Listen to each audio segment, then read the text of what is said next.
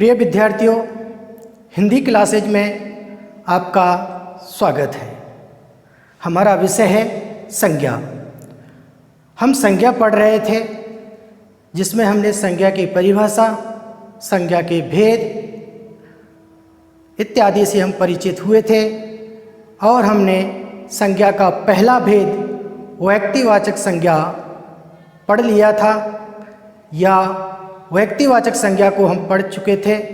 आज हम संज्ञा का दूसरा भेद पढ़ेंगे, जातिवाचक संज्ञा।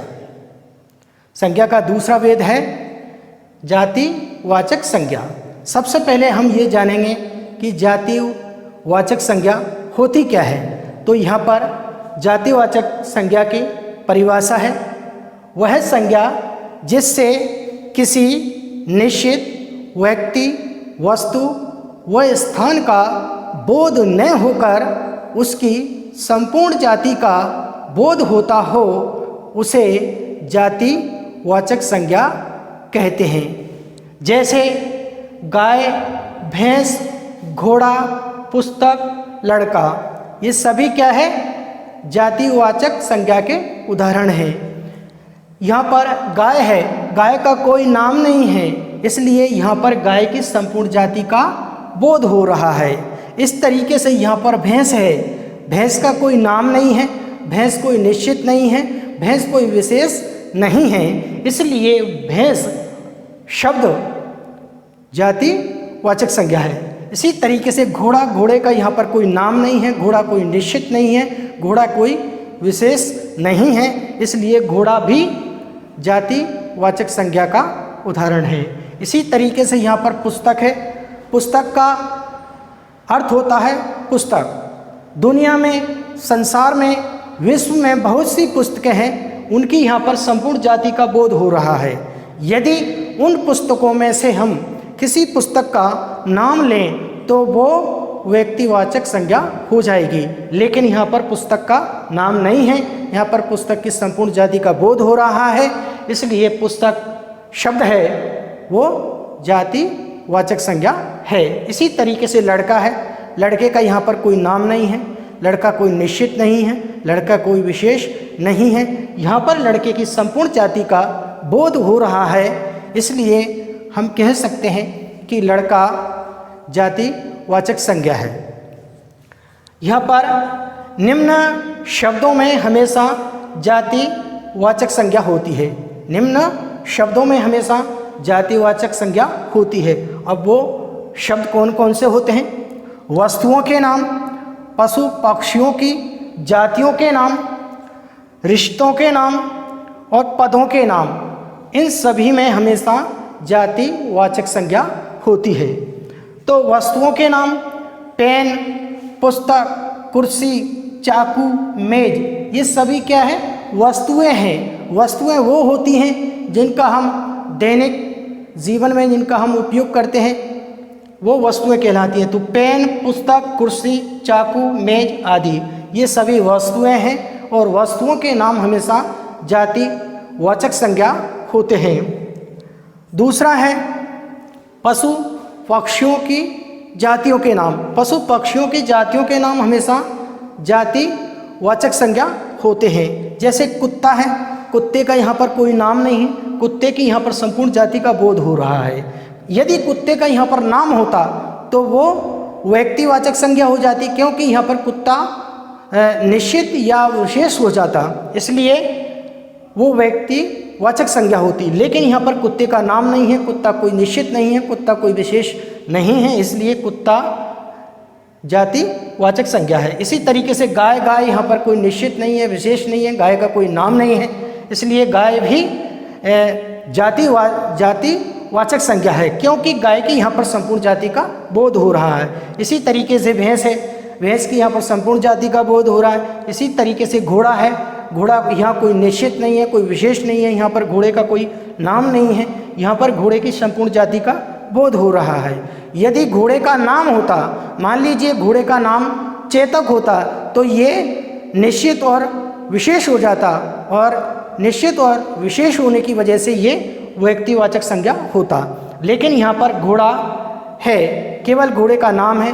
दुनिया में, संसार में, विश्व में जितने भी घोड़े हैं वो सभी इसके अंतर्गत आते हैं, क्योंकि यहाँ पर घोड़े की संपूर्ण जाति का बोध हो रहा है, इसलिए घोड़ा जाति वाचक संज्ञा का उदाहरण है। इसी तरीके से तीसरा, रिश्तों के नाम। रिश्तों के नाम हमेशा जाति वाचक संज्ञा होते हैं, जैसे पति पत्नी, भाई बहन, दादा नाना, ये सभी क्या है, रिश्ते हैं, और रिश्तों के नाम हमेशा जाति वाचक संज्ञा होते हैं। चौथा है पदों के नाम। पदों के नाम भी हमेशा जाति वाचक संज्ञा होते हैं। पदों में है जैसे अध्यापक है, अध्यापक एक पद है, अध्यापक पद है। अध्यापक यहाँ पर निश्चित नहीं है, कोई विशेष नहीं है। यदि अध्यापक का यहाँ पर नाम होता, यदि अध्यापक का यहाँ पर नाम होता तो ये निश्चित और विशेष हो जाता, और निश्चित और विशेष होने की वजह से ये क्या, व्यक्तिवाचक संज्ञा होता। लेकिन यहाँ पर अध्यापक का केवल पद है, इसका नाम नहीं है, इसलिए अध्यापक शब्द है वो जातिवाचक संज्ञा है। इसी तरीके से शिक्षक। शिक्षक, यहाँ पर शिक्षक की संपूर्ण जाति का बोध हो रहा है। शिक्षक यहाँ पर निश्चित नहीं है, विशेष नहीं है, यहाँ पर इसकी संपूर्ण जाति का बोध हो रहा है, इसलिए शिक्षक शब्द है वो जातिवाचक संज्ञा है। इसी तरीके से मुख्यमंत्री। मुख्यमंत्री, मुख्यमंत्री बहुत से राज्य होते हैं, अपना अपना मुख्यमंत्री होता है, तो यहाँ पर इनकी संपूर्ण जाति का बोध हो रहा है। यदि मुख्यमंत्री का यहाँ पर नाम होता तो ये व्यक्तिवाचक संज्ञा हो जाती, क्योंकि ये निश्चित विशेष हो जाता, और निश्चित और विशेष होने की वजह से ये व्यक्तिवाचक संज्ञा हो जाता। लेकिन यहाँ पर इसकी संपूर्ण जाति का बोध हो रहा है, यहाँ पर मुख्यमंत्री का कोई नाम नहीं है, इसलिए मुख्यमंत्री, राज्यपाल, ऐसे बहुत से जो पद हैं, कलेक्टर है, वो सभी किस में आते हैं, जातिवाचक संज्ञा में आते हैं। तो कहने का मतलब ये है पदों के नाम हमेशा जातिवाचक संज्ञा होते हैं। अब हम पढ़ते हैं जातिवाचक संज्ञा के भेद। जातिवाचक संज्ञा के दो भेद होते हैं, द्रव्यवाचक संज्ञा और समूहवाचक संज्ञा।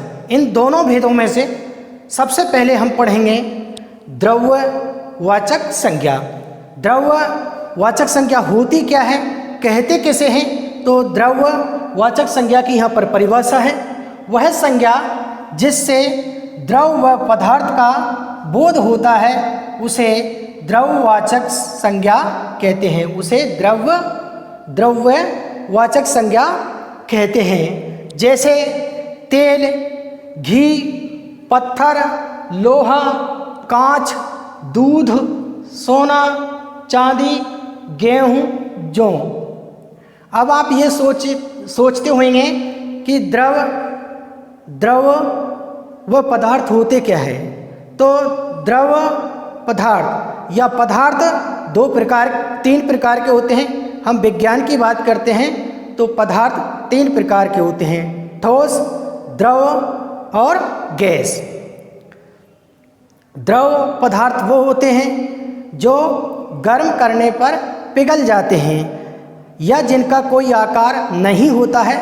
हम जिस पात्र में उसको रखते हैं वो उसी का आकार ले लेते हैं, वो तो द्रव पदार्थ कहलाते हैं। दूसरा है ठोस पदार्थ। ठोस पदार्थ वो होते हैं या तो गर्म करने पर पिघलते नहीं हैं, और यदि पिघल जाते हैं तो ठंडा होने पर वो अपनी पूर्व अवस्था ले लेते हैं या अपनी पूर्व अवस्था में बदल जाते हैं, वो ठोस पदार्थ कहलाते हैं। तो इन दोनों पदार्थों में निम्न प्रकार की धातुएं व तरल पदार्थ आते हैं। तेल का कोई आकार नहीं होता है, जिस पात्र में हम उसको रखते हैं ये उसी का आकार ले लेता है। इसी तरीके से घी, पत्थर पिघलता नहीं है, इसका आकार होता है।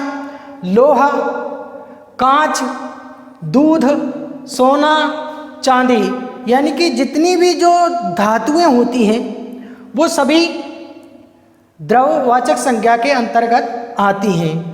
कुछ तरल पदार्थ भी होते हैं जैसे दूध, छाछ, घी, मक्खन, ये सभी तरल पदार्थों में आते हैं। सोना चांदी कुछ धातुएं होती हैं, वो भी आती हैं। इसके अलावा अनाजों के नाम भी पदार्थवाचक या द्रववाचक संज्ञा में आते हैं। द्रववाचक संज्ञा को पदार्थवाचक संज्ञा भी कहते हैं। दूसरा भेद है जातिवाचक संज्ञा का, दूसरा भेद है समूहवाचक संज्ञा।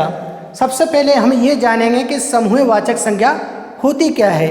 तो यहाँ इसकी परिभाषा है, वह संज्ञा जिससे समूह का बोध होता है उसे समूहवाचक संज्ञा कहते हैं। समूह यानी कि एक समूह का बोध। जिस तरीके से यहाँ पर है निम्न उदाहरणों द्वारा समझाया गया है। गुच्छा यानी कि फलों का जो समूह होता है उसको हम गुच्छा कहते हैं। कक्षा हम यहाँ पर समूह का बोध हो रहा है। कक्षा में क्या है, समूह का बोध हो रहा है। हम एक विद्यार्थी को कक्षा नहीं कह सकते। कक्षा में बहुत सारे विद्यार्थी होते हैं, उन्हें कक्षा कहते हैं। तो कक्षा यहाँ समूह का बोध हो रहा है। इसी तरीके से यहाँ पर परिवार है। परिवार एक सदस्य का कोई परिवार नहीं होता है। परिवार के अंदर बहुत सारे सदस्य होते हैं और उन्हीं सदस्यों के समूह को हम परिवार कहते हैं। इसी तरीके से यह सभा है। हम एक व्यक्ति को हम सभा नहीं कह सकते। सभा में बहुत सारे व्यक्ति होते हैं, एक से अधिक होते हैं, उनके जो समूह होता है उनको हम सभा कहते हैं। इसके अलावा दल कोई एक व्यक्ति का नहीं होता है, इसमें भी बहुत सारे व्यक्ति होते हैं और बहुत सारे व्यक्तियों के समूह को हम दल कहते हैं। इसी तरीके से अगला शब्द है रेवड़।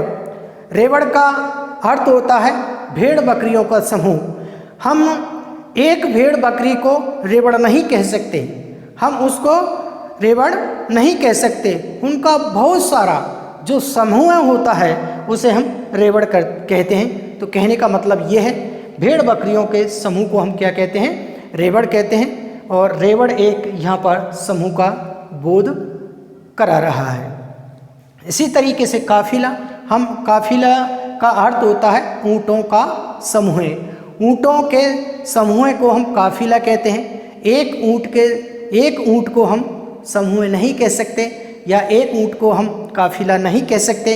इसमें बहुत सारे ऊँट होते हैं और बहुत सारे ऊँटों के समूह को हम काफिला कहते हैं। इसी तरीके से बहुत सारे उदाहरण हैं।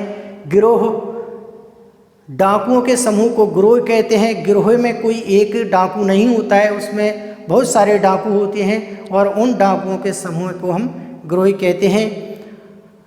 आज हमने जातिवाचक संज्ञा की परिभाषा, जातिवाचक संज्ञा के भेद,